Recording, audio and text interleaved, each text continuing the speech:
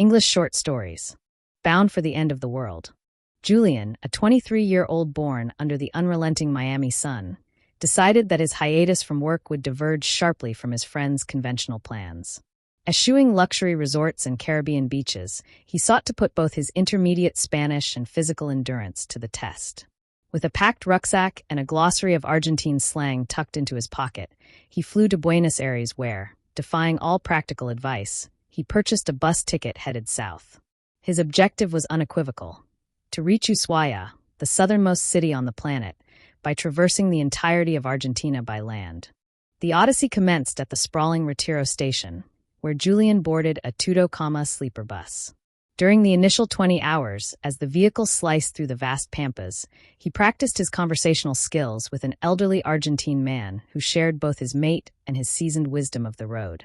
Julian learned that Patagonia is unforgiving to the ill-prepared, and that the southern wind possesses a voice of its own. Between bouts of sleep, he observed the scenery undergo a drastic metamorphosis. The lush greens of Buenos Aires withered away, replaced by the arid, golden steppe beneath a sky that seemed too immense to be real. After nearly 40 hours in transit, the bus finally pulled into Rio Gallegos. Julian was exhausted, yet the sheer adrenaline of being so close to his goal kept him hyper-aware. He took advantage of the connection to stretch his legs and savor a local empanada, striving to mask any hint of the bewildered tourist while inquiring about the next leg of the journey. Road dust already coated his boots, and he felt that every kilometer traversed distanced him further from the office-bound youth in Miami, molding him instead into a true traveler. The final stretch presented the geographical hurdle Julian had been anticipating: the crossing through Chile.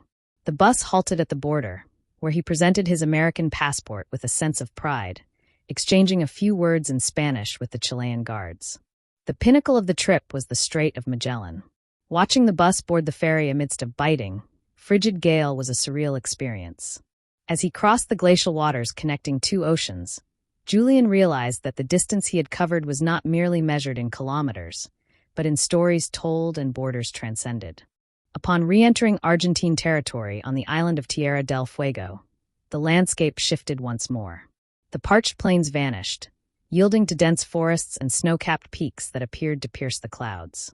As the bus ascended the Paso Garibaldi, Julian pressed his face against the glass, mesmerized by the vistas of Lakes Fagnano and Escondido.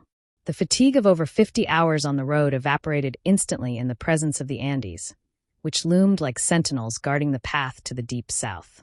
Finally, the lights of Ushuaia flickered on the horizon, nestled between the Beagle Channel and the towering mountains.